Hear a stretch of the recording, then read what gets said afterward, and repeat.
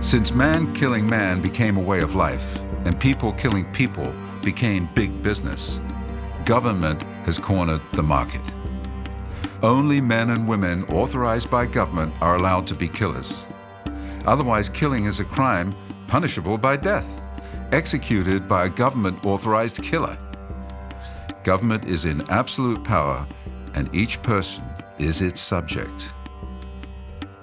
When the British Parliament beheaded Charles I in 1640, they took away the power of the king, the absolute power over the people inherited from William the Conqueror, and retained it for themselves.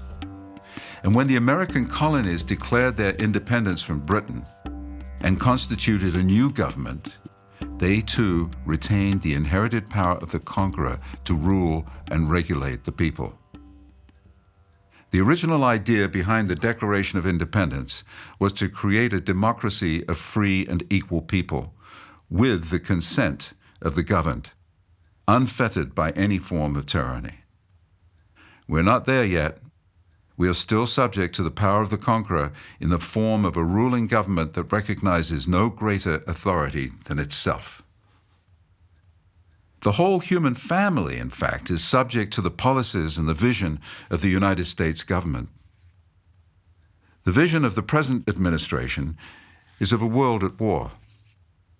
This is not the vision of the American people whose sons and daughters are sacrificed. This is the vision of American and international special interests, mega corporations, arms manufacturers, oil companies, motivated by greed for power and wealth. These special interests pay for the election campaigns of the president. It's no surprise, therefore, that these investors in the president can influence his policies. These same backers invest in both candidates for president and in both political parties, thereby guaranteeing their influence in the government no matter who wins election. Is this any way to run a country? Do we consent to this? We have not yet achieved a democracy of free people. The consent of the governed has not yet been realized. The United States and Britain have adopted a system of adversarial democracy sponsored by big business, incorporating conflict between citizens and war between nations into an organized way of life. Since law and politics rule the nation, and the law and the politics are adversarial, then we can expect the lawyers and the politicians to be skilled in adversarial relationship, and we can expect the culture to be in a constant state of war.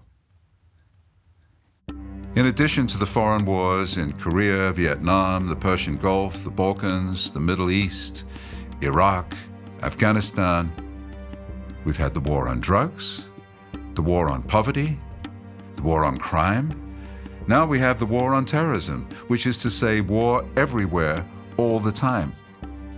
Ironically, the more we war against drugs, poverty, crime, the more they flourish. The war on terrorism will sponsor more terrorism. Is this what we want? The destruction of the World Trade Center was a crime against humanity. People of all races, all religions and nationalities were murdered on September the 11th, 2001. This mad act of human self-destruction occurred in a world marketplace for the whole human family to witness. It symbolizes the desperate confusion of our condition.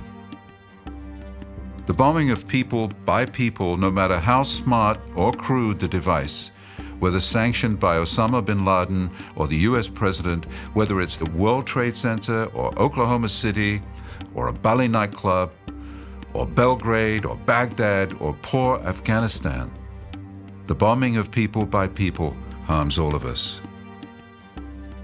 Who said we shouldn't kill each other? Was he a Christian? A believer in Islam? Was he Jewish? The manufacture and distribution of weapons of human self-destruction is out of control. Humanity has been growing and escalating its power to self-destruct for millennia. From the tribal skirmishes of our remote ancestors to the whole world at war, we have come to the moment where change is imperative. We call ourselves a democracy of free and equal citizens, but we are encumbered by a warrior belief system that insists on dividing humanity between friend and enemy and between good and evil, which dominates its own citizenry and now threatens the world.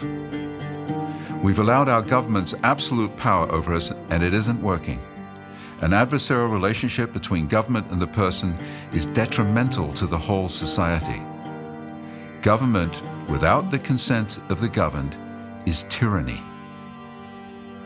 If we want to realize a vision of a human family in a harmonious world, it won't be possible in an adversarial democracy. It's our duty to move forward. The game is up.